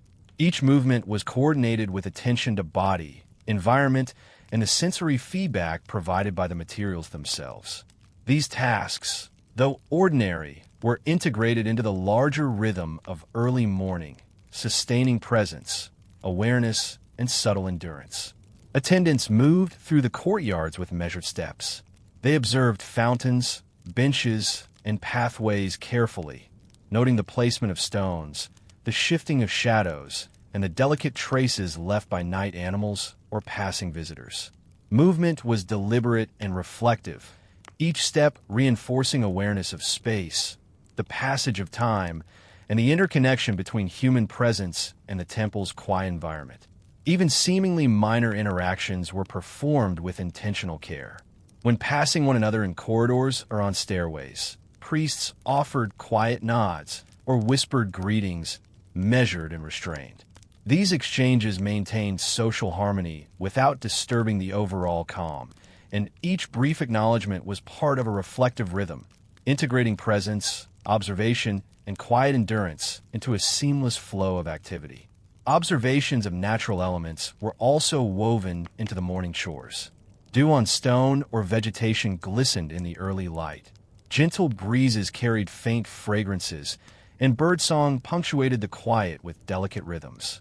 These subtle sensory cues were noticed, absorbed, and integrated into the ongoing reflective awareness of each individual. Every gesture, glance, and movement was enriched by these small, immersive details, deepening the sense of presence in the temple's waking hours. Physical endurance remained a quiet, underlying theme. Even light chores required balance, strength, and patience. Carrying water, moving supplies, or adjusting objects demanded measured attention to posture, grip, and rhythm. The body, recently awakened from night's rest, was eased into activity slowly. Breathing was synchronized with motion, and each adjustment of weight or stance was deliberate, reinforcing calm awareness while sustaining subtle endurance. There's also a sense of quiet survival embedded in these routines. Resources were limited, and every item, water, food, firewood, and ceremonial materials, required careful management. Attention to detail, observation of small changes, and the disciplined use of available supplies were essential for both daily function and long-term sustainability. Survival was neither urgent nor dramatic. It was measured, integrated into chores, and observed through slow, deliberate engagement with the environment. Animal care formed part of these quiet survival tasks. Small livestock, birds, or temple cats required feeding, water, and a gentle handling. Priests moved with soft gestures, offering nourishment, smoothing feathers or fur, and observing behavior with patience.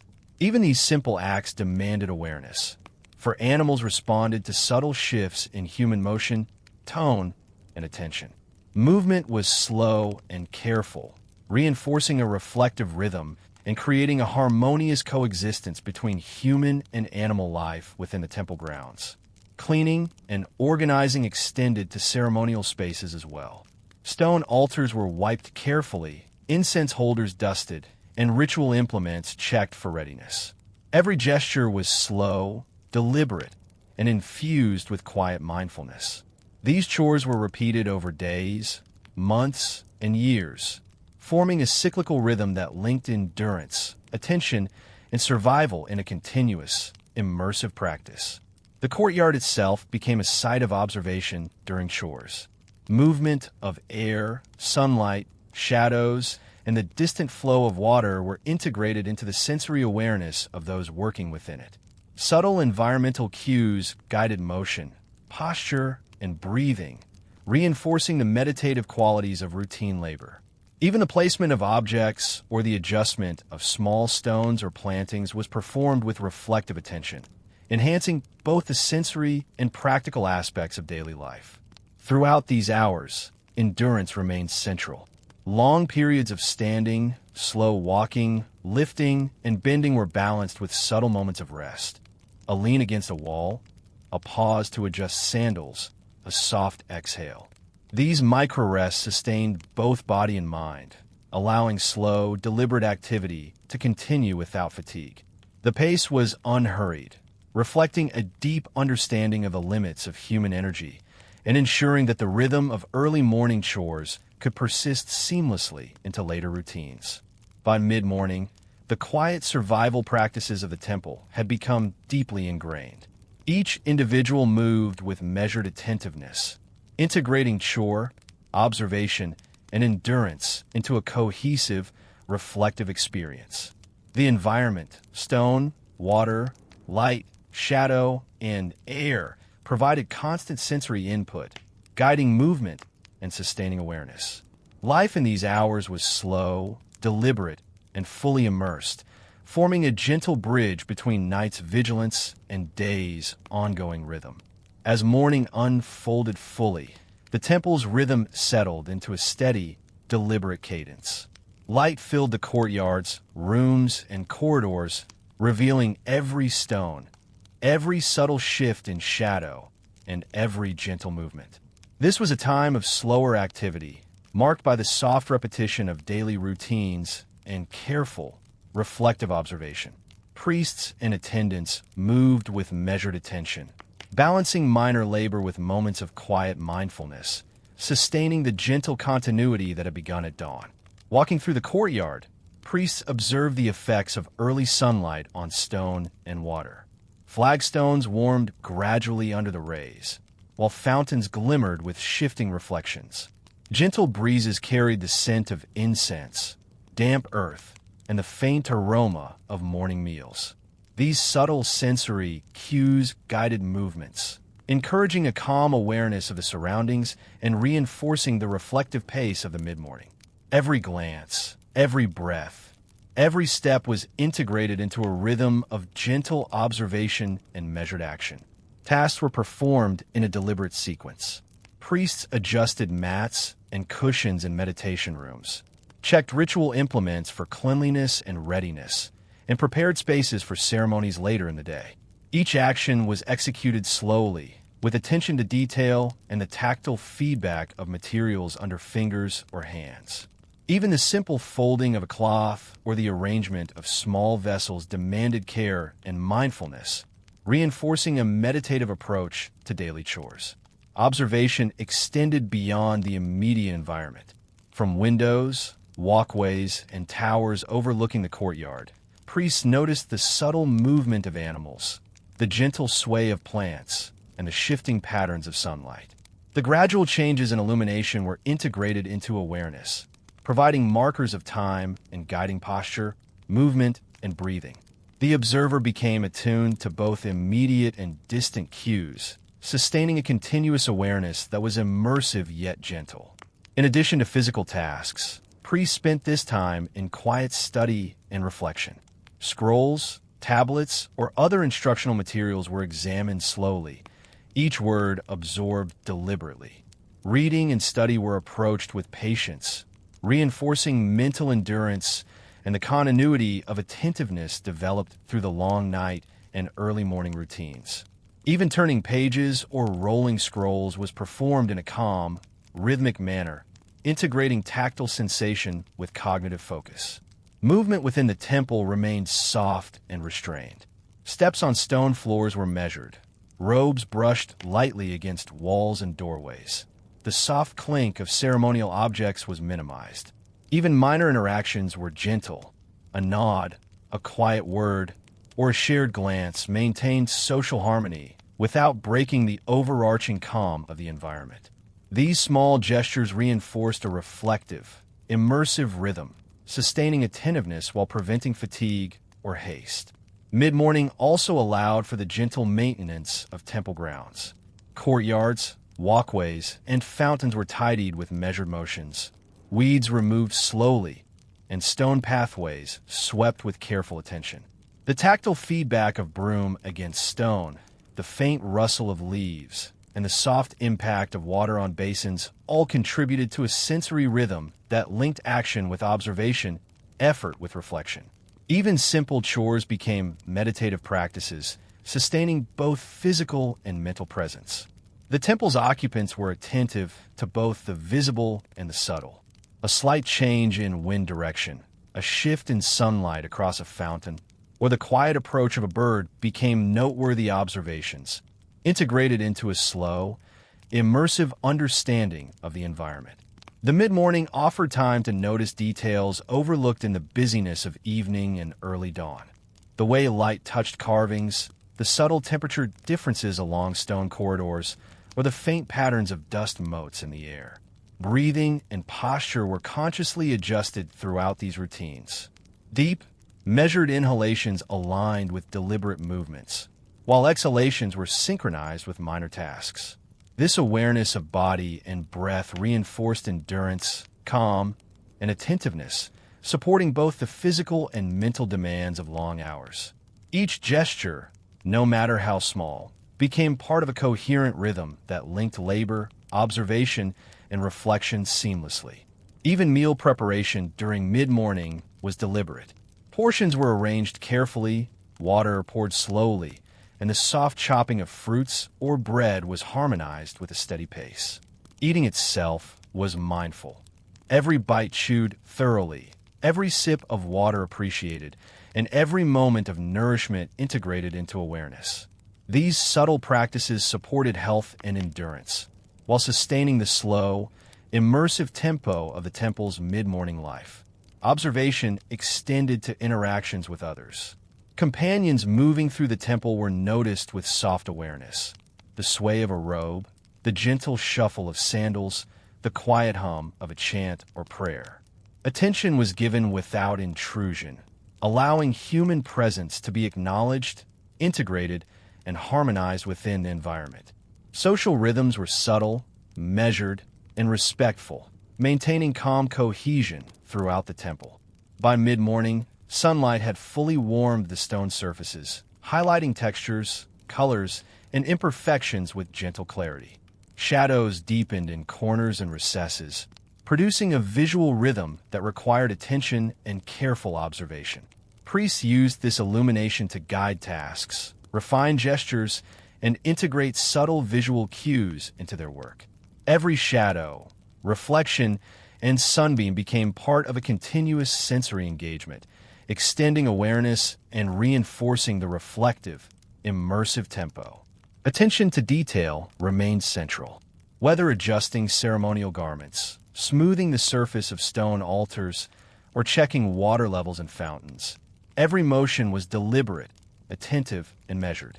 The mind, body, and environment were synchronized, creating a continuous, slow rhythm of activity that bridged night, dawn, and mid-morning seamlessly. There was no urgency, only measured, patient engagement. Even as the temple became fully awake, the reflective pace persisted. Steps were deliberate, gestures soft, and attention continuous. The mid-morning experience combined labor, observation, and endurance in a gentle, immersive flow, extending the subtle rhythm that had carried through nocturnal watches and dawn preparations. Life in these hours was not hurried, dramatic, or tense. It was deliberate, and quietly sustaining, linking human presence with environmental awareness, sensory observation, and reflective mindfulness. By the close of mid-morning routines, priests and attendants were poised for the next phase of daily life. Longer tasks, extended rituals, and interactions that required sustained patience and gentle observation. The rhythm established in the early hours, grounded in endurance, attentiveness, and slow, deliberate action, remained the guiding framework, allowing each individual to continue their day in a calm, immersive, and reflective manner. As the day slowly wound down, the temple gradually eased into a quieter, more reflective pace. Mid-morning activities had given way to slower tasks, and the sun's movement across the sky signaled the approaching late afternoon. Stone surfaces that had glimmered under morning light began to cool again. Shadows lengthened gently, and the air shifted with the subtle arrival of evening. Within this calm transition, the priests and attendants moved with a deliberate ease, their actions measured, thoughtful, and quietly attentive. The final chores of the day were performed slowly. Mats were rearranged, utensils and ritual objects were tidied, and water basins were refreshed, each motion done with careful attention and the same meditative rhythm that had guided earlier hours. Even the act of sweeping or dusting was infused with mindfulness. The brush against stone was deliberate. The gentle movement of debris was noted, and the soft sound of bristles created a rhythm that aligned with the calm, reflective pulse of the temple. Every gesture, no matter how small, reinforced a sense of presence, awareness, and quiet endurance. Meals were simple, prepared with care, and consumed slowly. Bread, fruit, and modest portions of grains were handled deliberately, each item placed thoughtfully, each bite chewed with attention, and each swallow savored with awareness. Conversation, if it occurred, was measured, soft, and gentle, never hurried or intrusive. The eating experience extended the meditative quality of daily life, linking nourishment to reflection and mindful presence. The combination of routine, sensory engagement, and measured movement reinforced endurance, calm, and the continuity of temple life. As the light continued to fade, rituals for evening reflection began. Torches or oil lamps were lit carefully, providing gentle illumination that complemented the dimming natural light. The flickering flames cast long, subtle shadows that danced slowly across stone walls, carved reliefs, and tiled floors. The interplay of light and shadow invited quiet contemplation, offering a visual rhythm that harmonized with a measured pace of movement and breathing. The temple, in this hour, felt suspended between day and night, a liminal space of reflection, endurance, and gentle attentiveness. Priests moved quietly through corridors and chambers, adjusting garments, arranging ceremonial objects, and preparing spaces for nocturnal rest. Every movement was slow, deliberate, and mindful. A hand pressed lightly against cool stone for balance, a footstep placed with care to avoid clatter, a robe smoothed gently over shoulders, all contributed to the ongoing rhythm of presence. Even small gestures were significant, reinforcing the continuity of attentiveness cultivated from night through dawn and mid-morning. The courtyard, once vibrant with morning activity, had become a place of soft observation. Fountains rippled quietly, leaves rustled gently in the evening breeze, and the long shadows of walls and columns stretched toward the setting sun. Priests occasionally paused to lean lightly against stone, to observe the subtle movement of air and light, and to integrate these sensory cues into their awareness. Time seemed to slow, and the calm, reflective attention that had governed early hours persisted, bridging the transition from day into the approaching night. Even sounds took on a measured, deliberate quality. The distant flutter of birds returning to roost, the muted splash of water in fountains, and the occasional echo of footsteps in long corridors were noted softly, without urgency or alarm.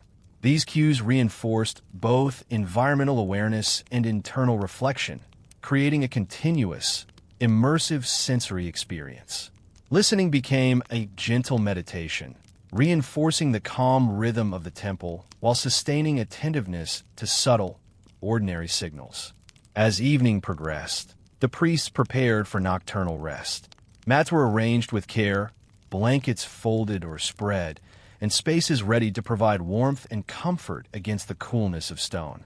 Each preparation was conducted slowly, with awareness of the tactile sensations of cloth, stone, and air.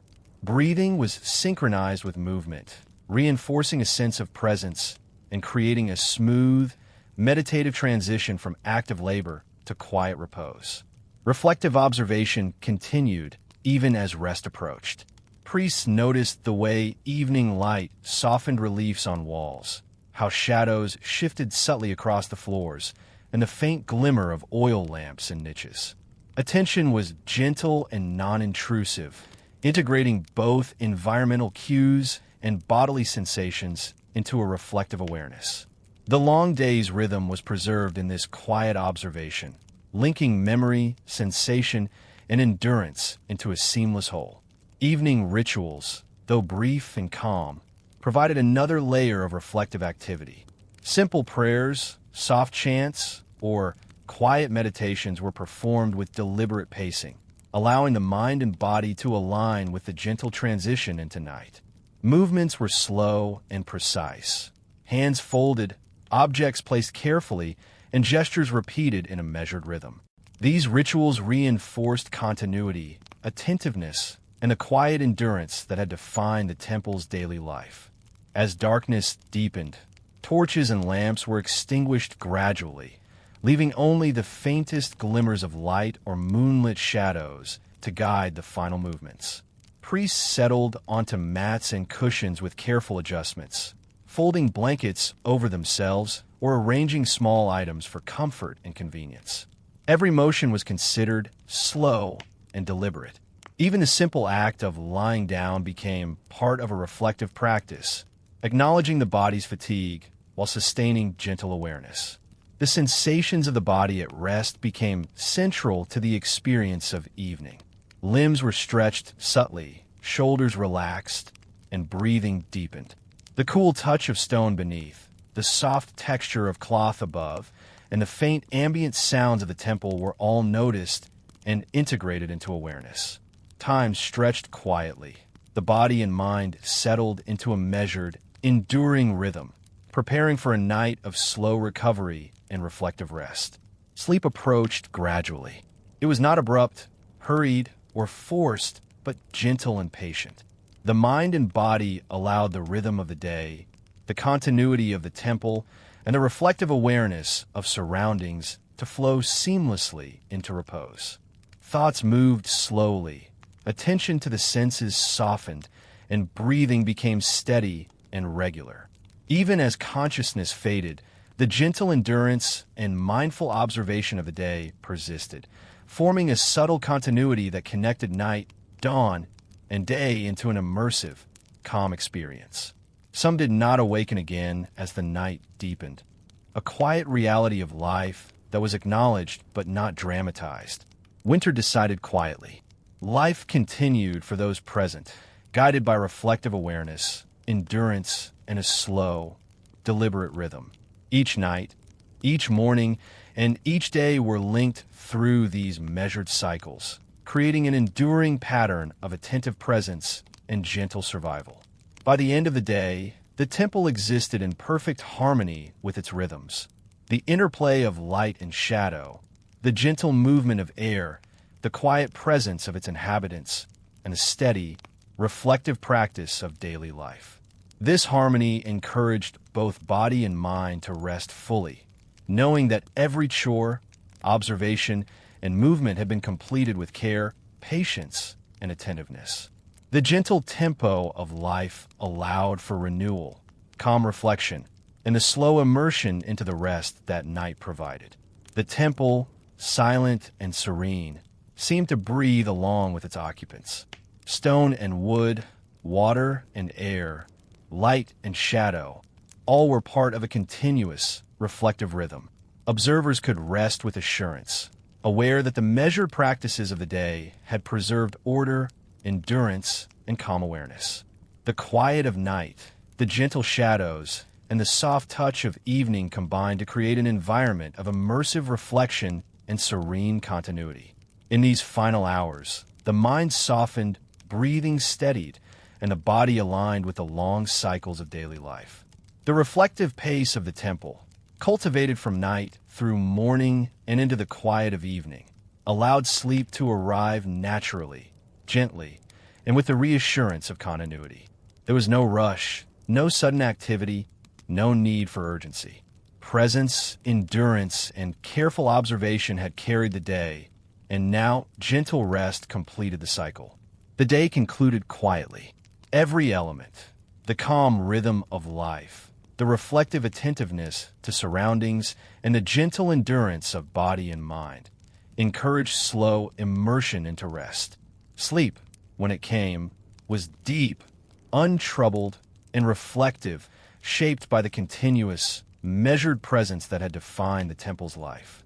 Even as consciousness faded, the quiet rhythm of the day lingered, a gentle echo of attentiveness, observation, and enduring calm.